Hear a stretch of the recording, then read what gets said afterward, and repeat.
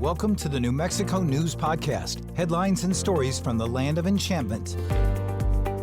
Brought to you by KRQE. Here's Chris McKee and Gabrielle Burkhart. Long gone are the days where we're not paying attention because it's COVID. Long gone are the days where we're looking in the window. We're coming in, and we expect the conditions to be a hell of a lot better than they are today in New Mexico. That was Governor Michelle Lujan Grisham at a press conference last week, putting senior care facilities on notice after some unannounced inspections the state conducted. Now, if you've ever had to care for an older parent or a baby, I'm sure you'd agree that one of the hardest things to do is entrust someone else with their care. It's one of those things in life where you need a lot of care as an infant, and then you get older, you might need some extra care again. And so many New Mexicans entrust long-term care facilities with caring for their elderly family members. There are some amazing caregivers out there. I've met some of them where it just seems like, they really understand and they treat an aging grandma or a grandpa as if it were their own relative, with respect, compassion, and attention. And that's what we expect of professional caregivers in long-term care facilities. But after several of those unannounced inspections of senior care facilities across New Mexico in May, across 13 different counties, the state shared some alarming results. 91 facilities were visited as part of this inspection process, and 88% of those facilities had at least one violation. So some were more serious than others.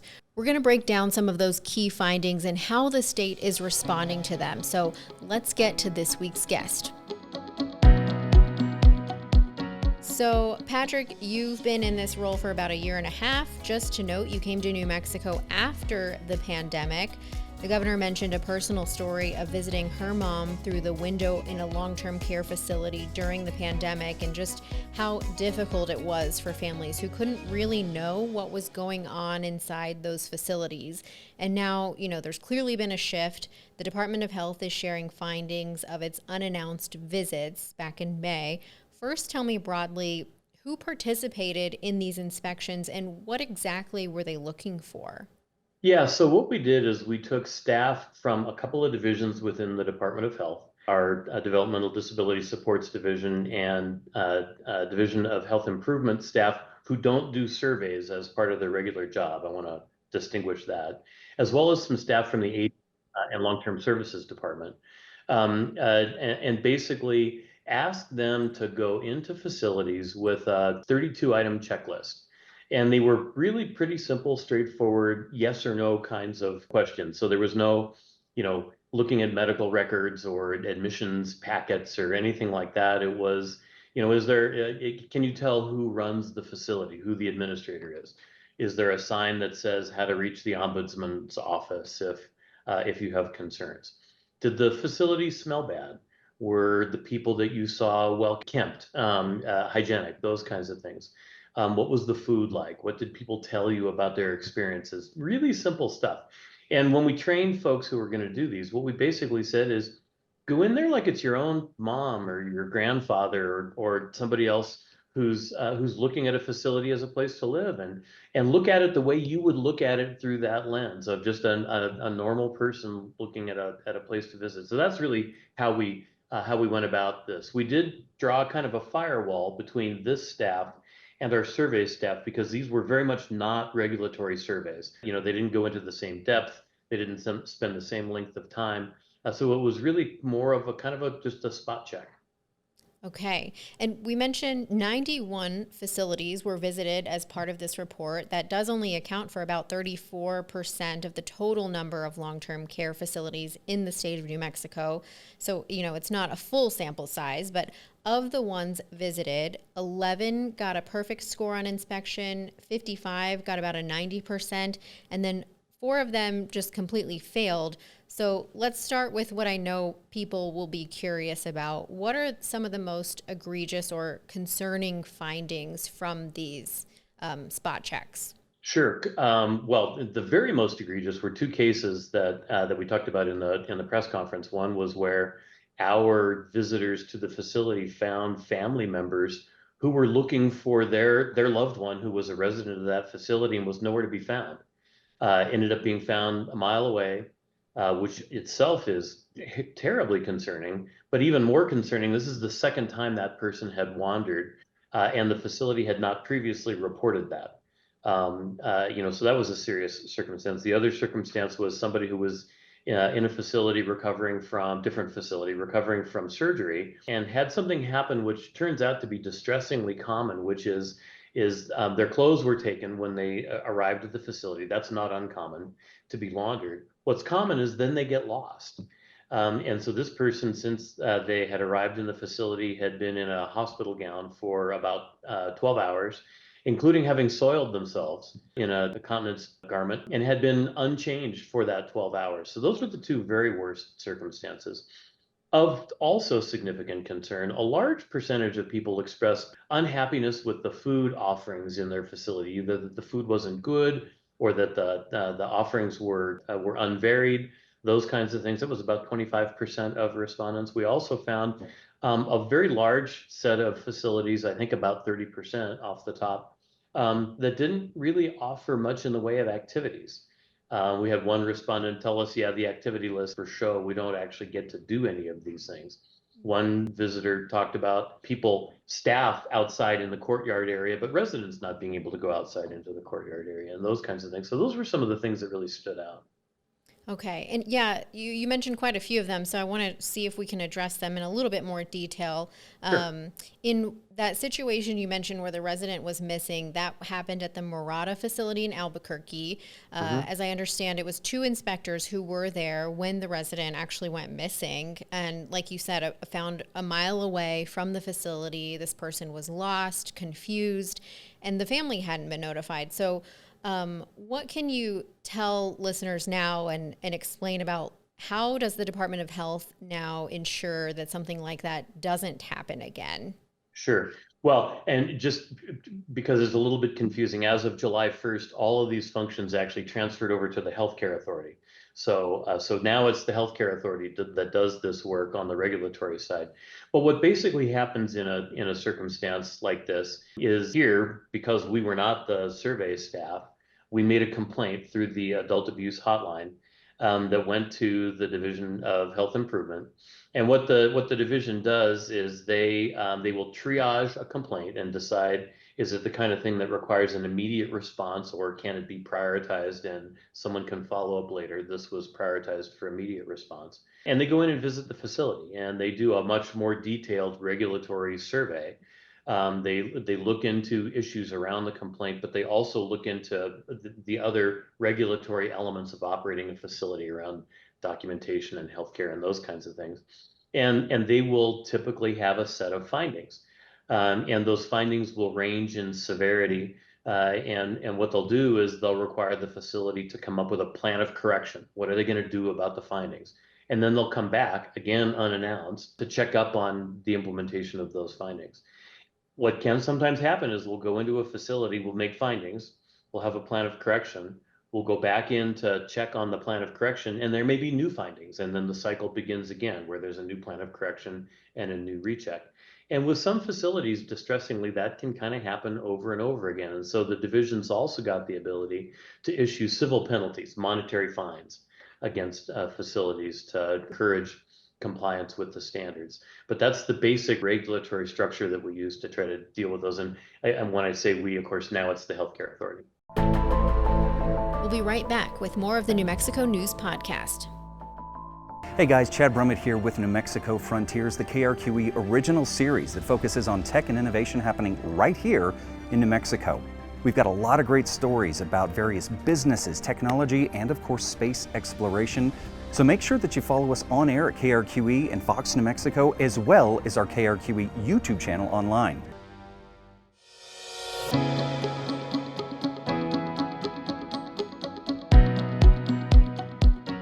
Okay. Part of the reporting process, like you said, was a 36-question survey, and these inspectors were to talk to at least 2 residents to get a sense on if they were happy in their home, they felt safe, understood their rights, and how to get assistance if needed. They asked more specific questions about smell, sound, environment, cleanliness, activities, interactions. Tell me about some of those conversations that you heard from your team. What was the overall sense that they got from speaking to these residents about those specific things like environment? I think it varied a lot with the facilities, and there was lots of positive feedback from facilities. There were residents who said, I'm concerned about this item or that item, but in general, I like living here. So I don't want to over characterize things negatively. By no means was this, everything is awful everywhere. But the concerns we heard about on balance were enough to be concerned about. But it was a huge variety from residents. I mentioned the comments someone made about activities and whether the schedule was real or not. We heard those kinds of things. And, like any of your friends, family, or neighbors, you ask them how things are going. And, probably the top of mind thing may be a negative thing or two and a positive thing or two. So they were conversations with people just like any other conversations would be where there was a mix. Okay. And one of those key findings that the press conference presented in a one sheet was also that less than 70% of residents were found to be engaged in activities of any type, meaning they were frequently just watching television, complained about boredom. Is this a staffing issue, you think, or laziness by those facilities? What does that particular finding tell you exactly as a healthcare professional? Yeah, I would not want to try to characterize it as laziness. And I think staffing certainly is an issue in healthcare all across the board, whether it's long-term care or acute care or any other kinds of issues. It does take some work and some thoughtfulness and some planning to be able to maintain a robust schedule of activities and ways to engage people.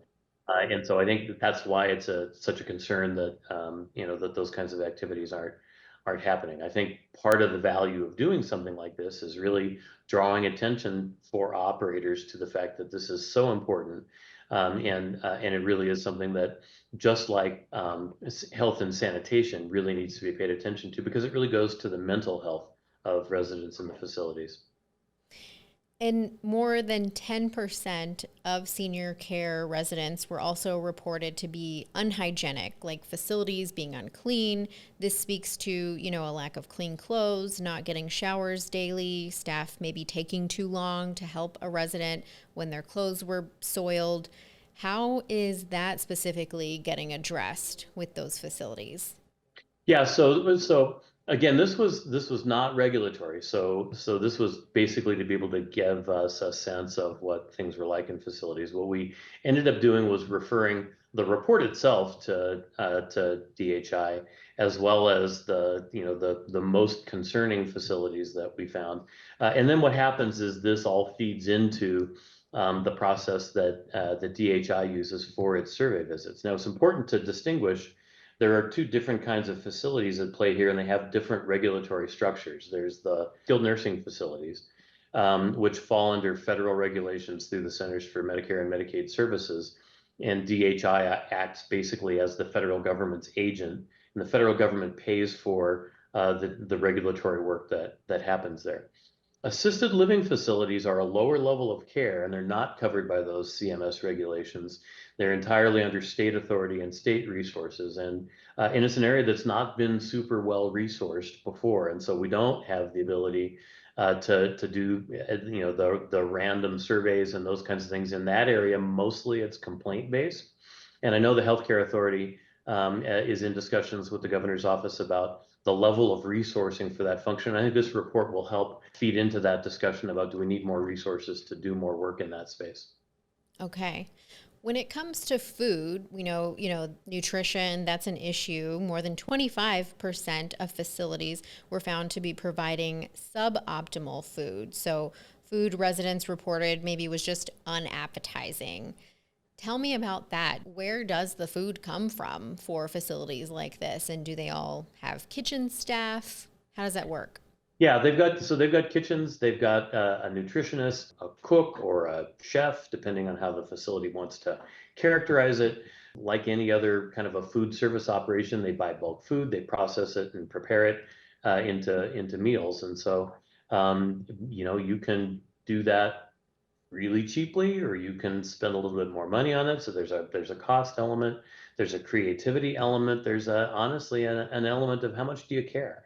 Even on a budget, you can prepare good meals. And I think the governor talked about, the standard is that you're at least as well off as you would be at home. And you wouldn't make the same meal for yourself every night at home either, right? You think about what's available and how can you vary things. And well, gosh, I just had chicken soup last night. I'm not going to have it again tonight.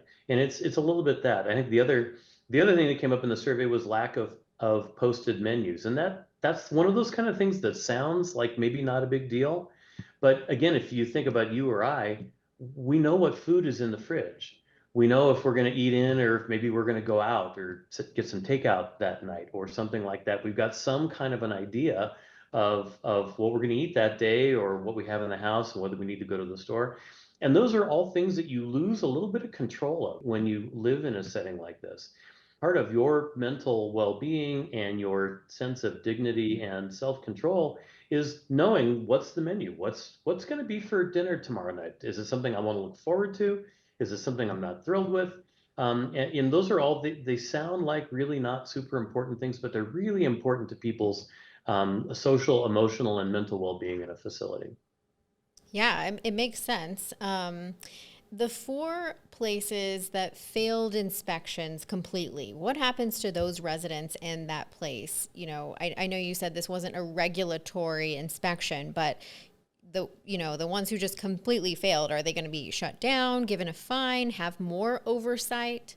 Yeah, so they all were referred to DHI for further follow-up. That information will go into their matrix for how to prioritize facilities for further visits and investigations. So there are no particular outcomes that come from these visits because, like you just said, they're not regulatory. So there's no fines. We're certainly not shutting them down on the basis of 32 questions over a couple of hours, sort of thing. But that information becomes valuable input that goes to DHI for how it does its regulatory work that does have consequences that go with it. Okay. And we've mentioned staffing is a huge issue for the healthcare industry overall. The staffers that you sent out to do the inspections didn't even go to all of them in the whole state. We know that's Right. probably a big feat to accomplish. So what do you say to families who are concerned about a lack of oversight when it's, just not possible to be in all these places constantly monitoring? Yeah, so a couple of things. Yeah, we got to, as you say, a large percentage, but a percentage nevertheless of facilities. It was important for us to do this on a weekend and all in one weekend because we honestly wanted to kind of catch the facilities a little bit unawares because things look different if you know companies coming over than if someone shows up unexpected. I think that what people really need to do is pay attention to their loved one who lives in a facility, listen to what they say. And if you've got concerns, you should follow up on those concerns. Of course, the first place you should follow up with is the facility. Nothing about this should be seen as us saying, well, all facilities are bad or nobody cares or those kinds of things. Most facilities are good, and the staff is caring and loving and really looks out for the interests of its residents. And so they want to hear things. If you're concerned about the fact that your loved one says the food isn't very good, tell the administrator that sounds like the food maybe needs some work or something like that.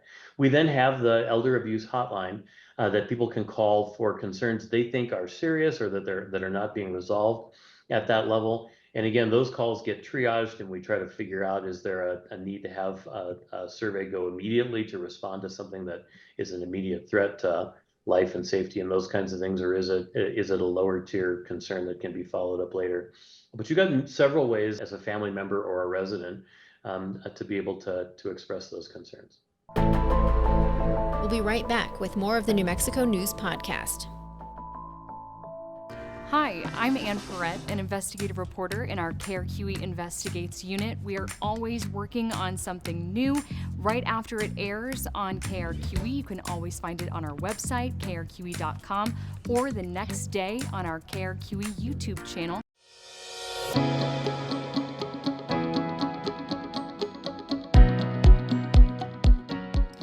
In some of those concerning situations that evaluators ran into, were family members of any elderly residents notified of those concerns? Because I know, the governor said herself in her introduction that it's the not knowing that is a problem for families, and it's really hard when you don't know when there's a problem. So were there any concerns uncovered that have been communicated to family members? The biggest concern with the family was immediately already involved in, which was the missing resident, and they were the ones who let us know about the concern. In general, because these were not regulatory and thus didn't have all of the kind of the standards and due process and things that wrap around that, we did not try to go out and provide direct notice to individual residents, but it is why we're trying to make the information about these surveys public, making sure that people are aware of the fact that we did this, that we had visits, and we've had lots of requests from family members and residents about surveys in their facilities, and we've provided the information that we have to folks. If someone listening wanted to check in on how their senior care facility scored in this survey, can they do that? Where can they do that? Yeah, they can reach out to our office and get a copy of the report. We're working on putting the detailed surveys online. I don't know that that's done exactly just yet, but if you went to the Department of Health and looked for the Office of the Secretary, that's where we would have them. Okay. And we keep mentioning, these were not regulatory inspections. When do regulatory inspections occur on senior care facilities? Yeah, so for skilled nursing facilities, there's at least an annual survey that's done at random and unannounced. So you can't say exactly when they are for any particular facility. And then there are, as we talked about before, follow-up surveys if there's a plan of correction. And then if there are complaints about a facility, there are surveys that are related to that. For assisted living facilities, that's pretty much complaint driven only. So there's not regular random visits, but if there's a complaint, those complaints are triaged, and then there's an appropriate follow-up response based on the nature of what the complaint is. And those don't always necessarily result in a survey visit. It might be the nature of the complaint is something that can be resolved by someone on DHI staff calling the facility and letting them know about a concern and allowing them to address it that way. It all kind of varies a little bit. Why is that? Why is it only complaint based? Because of the staffing and resources available to do that. We have just enough staff in DHI, in that portion of DHI, to respond to complaints. That's part of what Healthcare Authority and the governor are working on now, is do we need more resources in that area, informed partly by this survey, to be able to do more in that area. Okay, which goes to another question I have is, how is the state moving forward with this information exactly? Yeah, so I think and now again, this now is all firmly off into the Healthcare Authority, so I'm not directly involved in those conversations at this point, but I think this was clearly a worthwhile thing to do. So what's the plan for being able to do more of it? Who would we pull into doing those surveys and how often?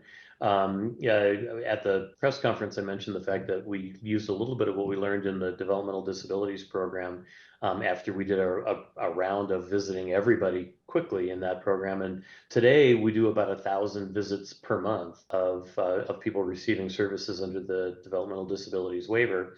And that's led to some meaningful improvements in that program.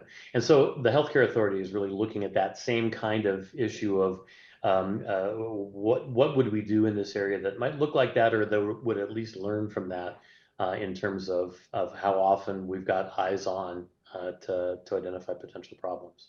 Okay, but is there anything else I'm missing that you wanted to add, or just want people to know or understand about this whole situation? I think the main thing for people to know is that having somebody in a long-term care facility of any sort is really a partnership. It's a partnership of the person who lives there, their family, loved ones, friends, and the people who operate the facility. And in most cases, that partnership works well. But what we all have to be attuned to is when it breaks down. I should have said the fourth partner is government oversight, right? And what we all have to pay attention to is when should we be concerned that partnership is breaking down, and be responsive to that. I think sometimes it's tempting to say, oh well, mom's not been herself, and I'm sure everything is fine, and that's probably true. but I think you want to listen and you want to follow up, and there are tools available to do that. Are there any red flags that people should be kind of on alert to? Or like you said, just you as a family member doing the check-ins yourself regularly? Yeah, I mean, you know your family member, and like a lot of things, I think has there been a change, a change in their mood or their behaviors or their habits or those kinds of things, and there can be a million reasons for those changes. They could simply be the person decided to do something different, but it could be a medical issue, could be an issue with their living environment, and you should be sensitive to that and follow up when that happens. And I mean, shoot, that's true whether you're talking about a senior in long-term care or a teenager living in your own house, in school, and things change, and that should make you wonder why. Okay. Well, Patrick Allen, thank you for your time. I really appreciate it. Thanks for having me.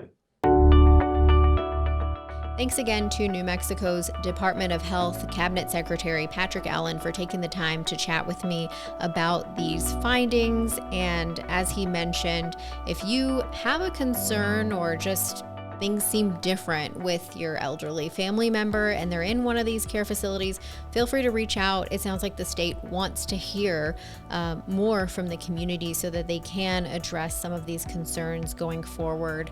And we'll post links in our show notes if you're curious about how to reach out, or if you want to find out how your facility scored, check out our show notes and the corresponding web article on krqe.com.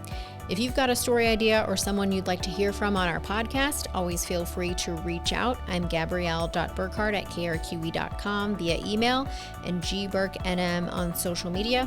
Chris McKee should be back next week, so stay tuned. Thank you all for listening.